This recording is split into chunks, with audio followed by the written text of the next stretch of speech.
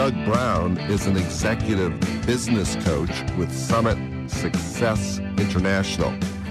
He's used his skills and education as an attorney to run several businesses, the Connecticut Bar Association, and an MBA program. He's written numerous articles regarding law and business, appeared on television, and on several podcasts. He's consulted with major law firms and other businesses regarding marketing and management. When not working, he enjoys golf, pickleball, boating, and cycling. Doug Brown, welcome to Love Thy Lawyer. Thank you, Louis. It's great to be here. I'm excited to spend this time with you today. Well, I'm really looking forward to talking to you, and I'm looking forward to learning something from you. Where are you talking to us from right now? I'm coming to you from my home in Bluffton, South Carolina, which is just outside of Hilton Head, about 30 minutes from Savannah. What kind of business do you have? How do you define your business? I define it in terms of the people I help. And I help lawyers who have built a business that want to get it to the point where it can run without them so they can have the time freedom and make the money they deserve. How long have you been doing this specific type of business? I've been doing executive coaching for about 10 years. I'm always interested in people's backstories. Where are you from originally? I'm originally from Newtown, Connecticut. Did you go to high school there? I went to high school there, and then I went to Syracuse University in Syracuse, New York for undergrad in management, and then to American University in Washington, D.C. for law school. I went to the University of Rochester, so I'm familiar with the climate in Syracuse. We become pretty hardy in upstate New York, that's for sure. Now, have you ever actually practiced law, or have you always just been in a business-related fields? No, I practiced law from right out of law school for about 6 years. I was with a great firm in Connecticut. I was in a small office of a big firm, and I did real estate, commercial transactions, enough litigation to know that I didn't want to do litigation. And so that's where I got, into commercial leasing and other things like that. So that was a great experience. When did you first realize that you wanted to be a lawyer? Well, maybe like some other lawyers, my parents told me growing up that you should go be a lawyer. So I did my best in true teenager fashion to do everything but be a lawyer. But then I took a course at Syracuse. It was a 600 level course because I'd like to push myself. And I found that I was really good at it. It just suited my mind well. And so I had to go back and tell my parents that, yeah, you were right. I'm going to go to law school. Did you take any time off between Syracuse and going to law school? Or did you go straight through? I went straight through. I've always been driven, and I was in a hurry to get started. And it just seemed like the right natural thing to do at that time. So you worked at a law firm after you got out of law school. Mm-hmm. And you've had several business experiences. You ran the Connecticut Bar Association. I'm wondering if you could just kind of briefly bring us up to date as to how you got from getting out of law school, working at a firm, and now doing the kind of business consulting that you do. Because as I understand it, that path leads through a number of different legal professions. It really stems from growing up with parents who were in business as entrepreneurs. And so when I got into practicing on the business side in private practice, I always felt like there was more that I could do. Like being in a firm was limiting because there were business problems to be solved. There were things to be done differently so they didn't have to go and litigate or make better business deals. And so at that point, I thought I wanted to go be general counsel of a corporation. And as luck would have it, you get to a point in a big law firm that a headhunter calls and says there was this little company in Connecticut in a town I hadn't really thought about before that was looking for a corporate counsel. The business was interesting. It was very entrepreneurial, and I was going to get a chance to grow with the company. So I made the move to go in-house. And I thought for many years I was going to go to be a general counsel.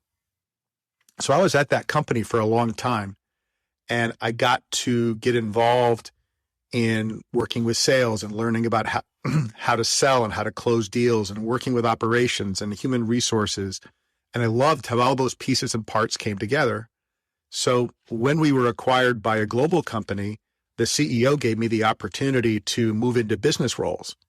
So first a hybrid lawyer role and then pure business roles. And I just found my rhythm. That was what I felt like being a lawyer was a superpower to begin with, because I just process information so quickly and so differently than other people in business.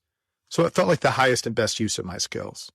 That led to global roles and eventually to the place where I was ready to move on and do something else. And at that time, Post University was launching its MBA program.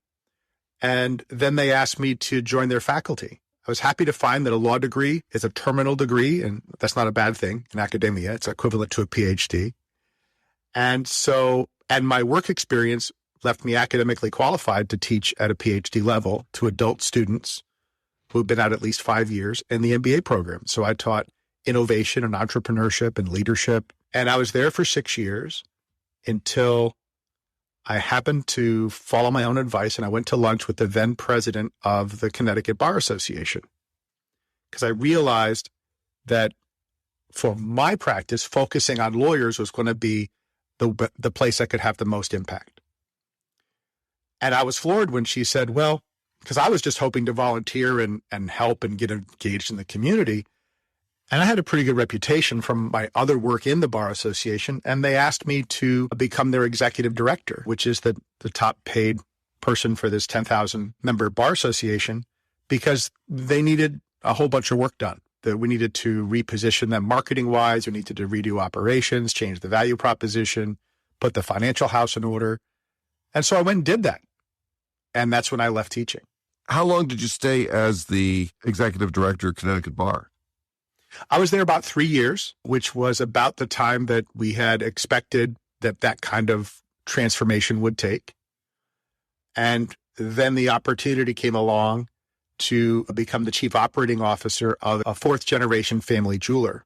We had 21 stores in 5 states. And so that was just too good to pass up.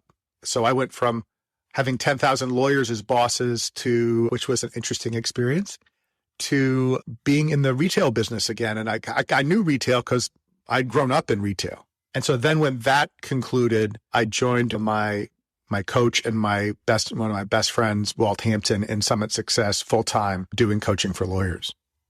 What is a coach, and how do you see yourself as a coach? That's a great question, because there's a lot of misconceptions about what coaching is. So I'll just share what my thing is. I look at myself as someone like an athlete might look at a personal trainer. So my job is to understand what their objectives are, where they want to go, what their goals are, and help them define that, to figure out what's in the way, to give them strategies they can use to get there, which can include anything from getting really granular into the details to more higher level things. And then be there as a thinking partner for them and hold them accountable to actually get where they want to go. And what I think one of my superpowers is that I do see the world really differently from all these different experiences that I had. So I can ask questions and bring perspectives that people don't expect and help them see things in different ways and spot their blind spots and work through the really difficult things, like all the people stuff it takes to scale a law practice, or how to improve processes and systems, or how to motivate employees, how to collect the money you owed, all of those different things, because I've done all those things. One of the things I've heard you talk about is not just getting clients, but getting the right clients. And I'm wondering if you could address that a little bit for us. Yeah, that's so essential. I believe there are certain people and clients that we were meant to serve, certain problems we were meant to solve. And so when you focus on the problems you're meant to solve and the people you're meant to solve them for, you can really niche down into the exact kind of client that would be a great client for you. A great client, those are people that pay you what you're worth, who take your advice, who respond to you, who are respectful to you, who engage in the process, and understand that they've got a responsibility in the representation, that it's not just all on you, and that there isn't the kind of certainty in life that people want. So when you can focus your practice on being the best at solving the problems you're really great at, then you can focus on getting exactly the right collection of customers. In my experience, the quote B and C level customers or clients are the ones that cause the most grief, consume the most energy, pay the worst, and aren't satisfying to work with. So I think that lawyers deserve to be focused enough to work with the people who value what they do so they can feel good about what they do. Whether or not they can get the result for the client, well, there's so many facts about that. But providing that client experience and getting that experience back from a client, that can solve a lot of the problems that are endemic in the law practice today, where everybody's so adversarial. But it requires some courage to think about who those people are and apply some business principles to go get them. One of the business principles that you talk about is narrowing your practice, cutting down on areas that shouldn't necessarily be a focus, but to really narrow the focus of one's practice. And I'm wondering if you could address that and explain why that's so important. It's important to narrow down your focus because the more focused you are, the more efficient you can be in everything that you do, in the work to attract the clients, in building systems and processes to execute the work efficiently and effectively so that you can start to get economies of scale.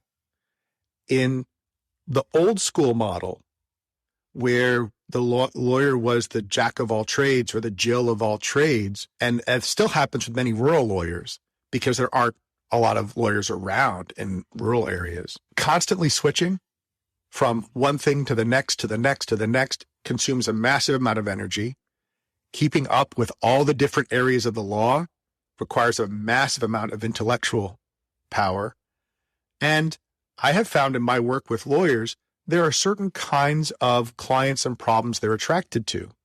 So the closer you are to the work that you love to do, the happier you are, the better you're going to be at doing it. What do you really like about working with lawyers? I love that lawyers are smart and passionate and driven. If I can just get them to shift their thinking and look at things a little differently, they have all of the core skills they need to be very successful. They understand how to solve problems. They understand how to communicate. They understand how to work hard. So what I love is seeing that transformation when they see things differently. They realize that you're not either a lawyer or a business person or an entrepreneur, you're both. And then, seeing how it changes not just their business, but their lives. One of the clients I worked with came back to me and we were in our second month together. And he said, I asked, how's it going? And he said, this morning my wife told me I'm a better person to be around since we started working together. Wow. We were working on that. We were working on his business. I was working on his time management and finding out what was in the way. And we wandered into some conversations about some frustration with his kids. And I offered him a little piece of perspective on how to shift his mindset when he went home. And now his wife thinks he's a better person. So when I get those things, that's exciting because that happens all the time. So when you're looking for lawyers that you want to work with as clients, what are you looking for? I'm looking for lawyers who understand that growing a business is a team sport, that it's not an individual activity, and they value that they have an entrepreneurial spirit. They understand that building a business requires work and some risks, and they're willing to take some calculated risks and have the capacity to change. And I look for people who are fun to work with. I've in all my experiences, I've worked with lots of people who I didn't really care for. And I'm blessed to be able to select clients who I think have a very high probability of success, who I enjoy and who are willing to do the work. Because I only work with a very small number of clients at any one time. They get intense personal attention. So it's not just business, it's personal. And so I look for a good fit for that because they want to have a whole life. They don't want to just, they don't want to wonder what I wondered when I started of, is this it? Am I going to get to 65 or older and wonder, what if? Did I have the same experience every year for 30 years, or did I grow, and did I do what I was meant to do in the world? What mistakes do you see lawyers making? They're so stuck working in their business. They're so stuck in the weeds of billing the number of hours that they believe they have to bill that they never get a chance to step back and look at the big picture and navigate their ship. They're going like crazy, but they don't exactly know where they're going. They're hoping for a good outcome. I'm wondering if you would comment on the notion that law schools rarely teach budding lawyers about business or what it takes to run a law firm. Today's schools are trying better to teach lawyers about the soft skills that it takes to practice, how to run a business, what it's actually like to run a business. There's some systemic problems because the people who are teaching don't know the answers to those questions. So much of legal education is focused on technical and tactical legal knowledge. Most CLEs are focused on the tactical legal question. It's only recently that regulators have opened up and recognized that law practice management, dare I say marketing, mental health, self-care are legitimate topics that must be taught to lawyers and not just, what's the latest changes in the tax code. You brought up the M word, marketing. Why is that the M word? And how can lawyers effectively market their services without coming across as some kind of like used car salesman? That is such a good question.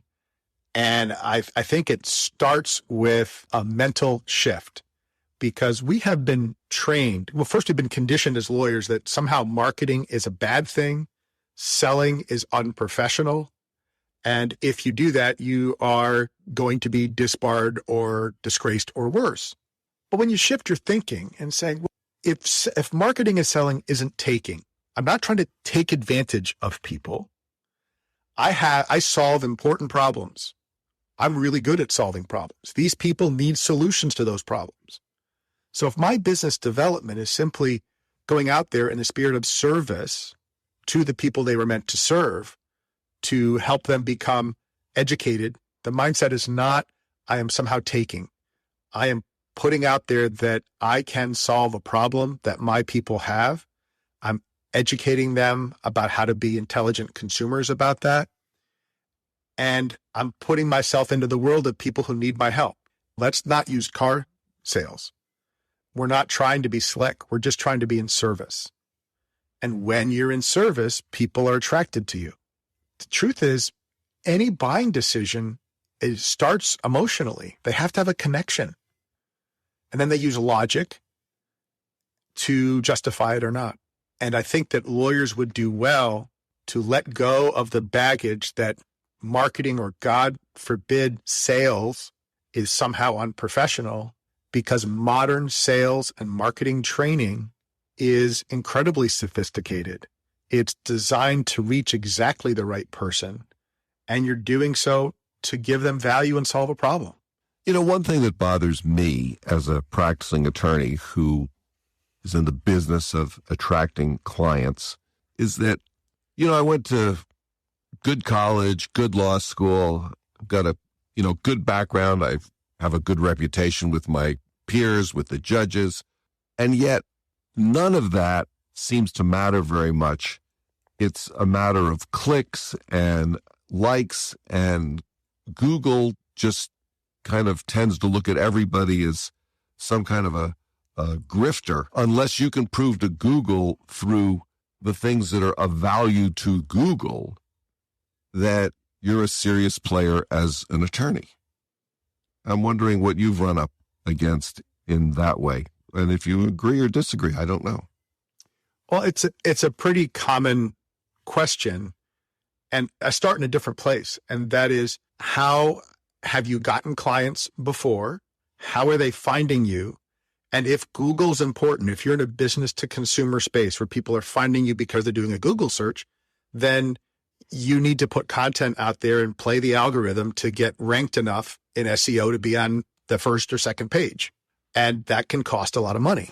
But there are plenty of other ways, depending on your practice area and the kinds of clients you're attracting, where you can get out there and maybe some will find you on Google, but for many lawyers, that's not the primary source of their clients. They're using Google and social media in different ways. I mean, you have to have a presence. If you meet somebody at, pick your venue, right? At the local restaurant and you came to a business card, they're going to check you out on LinkedIn. They're going to check out your website and they're going to want to see certain things. With the smaller practices I'm working with, we don't spend a lot of time on keyword optimization and that kind of thing, unless it were a heavy business to consumer practice and there are people that do that for them. So I start to look at what are the marketing channels that have been most effective? How do we get you out in front of your people and the people, they see your people before they see you, so that you can start to build a trust and credibility. They have to know you, like you, and trust you. Do you have any specific suggestions about what lawyers can do to improve themselves, their practices, their businesses, their client relations? It's building what we in the business call the emotional intelligence skills. It's self-awareness. It's how others are showing up in the world so that you can use your well-crafted legal talent to figure out how to influence someone to accomplish what your goal is. When I work with trial lawyers, they get that when they think about how am I going to influence a jury or talk to a witness.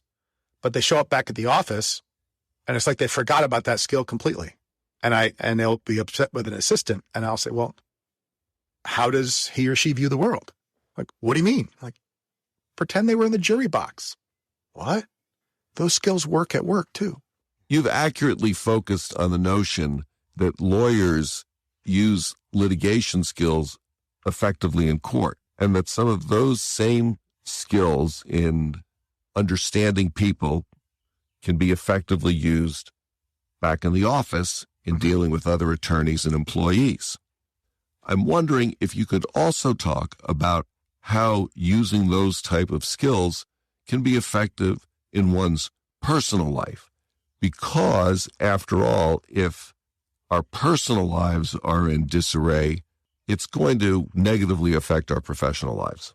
Yes, 100% agree. In a work context, in a litigation context, it's easy to grasp the idea of, well, what outcome do you want to achieve? What do you want this person to think or believe that you're trying to influence the jury or get the witness to say? Because you're on and you're focused on the outcome of the case. When you're home, it's easy to just let the default state of whatever you happen to be in just show up.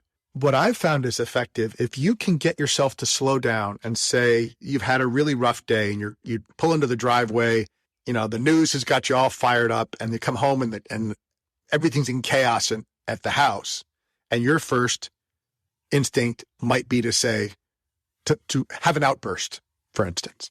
If you can stop and think, what is the outcome? What do I want my family to experience from me in this moment when I come home?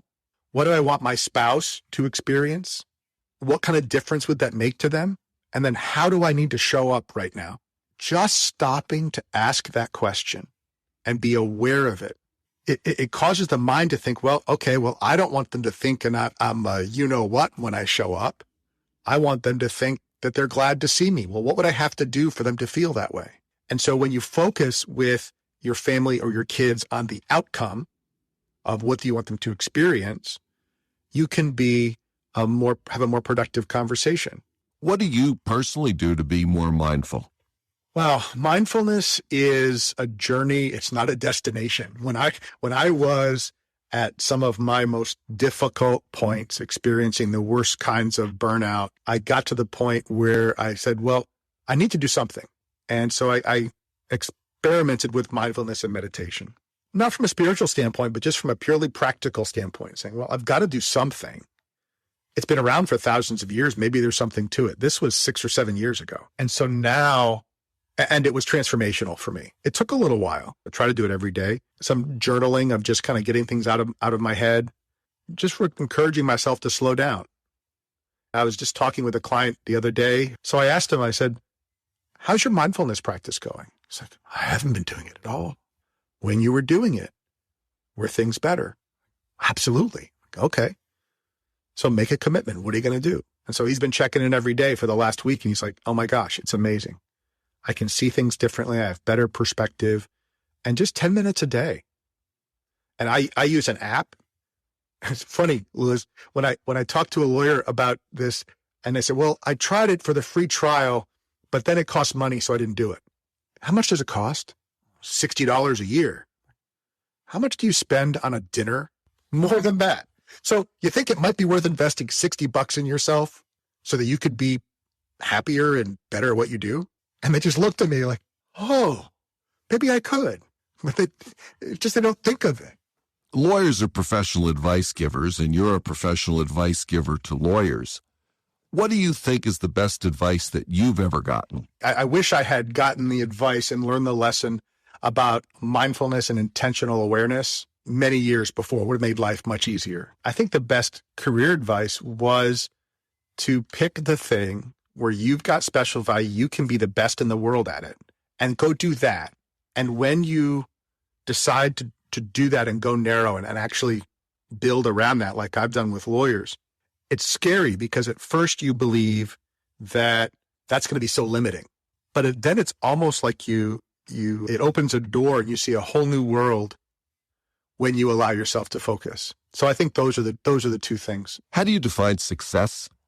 For me, success is knowing that I am doing my highest and best work. Let's say you came into some real money, $3 or $4 billion. What, if anything, would you do differently in your life? I live a pretty good life. There's not a lot that I would do differently. I would continue to try to influence the people that I was meant to serve.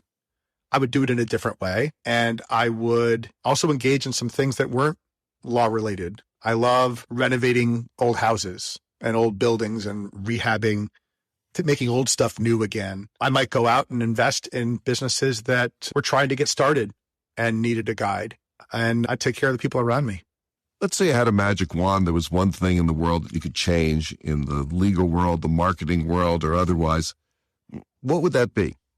What I really wish is that we could perhaps get to, for the first time, a return to a place where we could actually, as a society, have civil, logical, factual debate about things that matter, while that everything being personal and divisive, and that we'd have leaders who are actually lead and get people to come together rather than focus on what divides us. Because I'm really kind of concerned about our future, is that we're going down this path where there's more focus on why we're different than what we have in common. And I don't think that's good for the society that we live in. You know, one thing that I have found in the podcasting world are a lot of people like yourself, people who are entrepreneurial, people who are very positive, people who are very upbeat in general about life. I think that's one of the really great things that has come my way because of this podcast. It just didn't occur to me when I started doing it that was going to be such a payoff for me. Mm. And I'm just wondering if you found that in your experience in this world as well. Yes. And it was probably about 10 years ago that, through a series of circumstances, I wound up finding this whole new community of people, including people like yourself in the podcast world, who viewed the world really differently, who viewed things, instead of what's impossible, what's possible, that story matters and community matters. And so I have a group of people around me who, we're pragmatists, but we're also like, well, let's figure out how to fix it. And so I get to hear stories and we get to have these conversations. It really provides energy. And in shows like this, they get to tell their story. And if the story impacts a person or two, it's absolutely worth the investment. If someone wants to get in touch with you, what's the best way to do that? Sure, absolutely. Well, my email address, and we can put this in the show notes too, is Doug@summit- that's the hyphen, success.com. And that's our website as well, summit-success.com/lawyer. I will put something out there too if somebody wants it. I've just published a little guide on how to take your law practice and turn it into a business that runs without you, the first 3 steps you need. And I'll make that available on summit-success.com/love thy lawyer. No, thank you. Doug, is there anything that you want to talk about that we have not covered? I guess the thing that I would like to leave your listeners with is that if they're in a place and they feel stuck or trapped by decisions they made in their 20s to become a lawyer, it's not too late to create the life that you want. You have the skills that you need. All you need is someone to help you unlock what it is that you want and help you go for it. One of my goals would be that lawyers would get to the end of their careers being satisfied, feeling successful, and knowing that they made a difference and it was more than just a paycheck. And it's never too late to go down that path because we lawyers have one of the most important jobs that there could be. We're responsible for taking care of others, for promoting the rule of law for our way of life. And if we don't take care of ourselves to do that, I think that it's not good for society. So just don't ever allow yourself to get to the place where saying that wouldn't work for me. It's too late. I can't make a change, because you can absolutely do that. And my story is proof positive of that. Doug Brown, thank you so much for joining me today on the Love Thy Lawyer podcast. It's been a pleasure to talk to you. Thank you, Liz. That's it for today's episode of Love Thy Lawyer. If you enjoyed listening, please share it with a friend and follow the podcast. If you have comments or suggestions, send me an email. Take a look at our website at lovethlawyer.com, where you can find all of our episodes, transcripts, photographs, and information. Thanks to my guests, and to Joel Katz for music, Brian Matheson for technical support, Paul Roberts for social media, and Tracy Harvey. I'm Louis Goodman.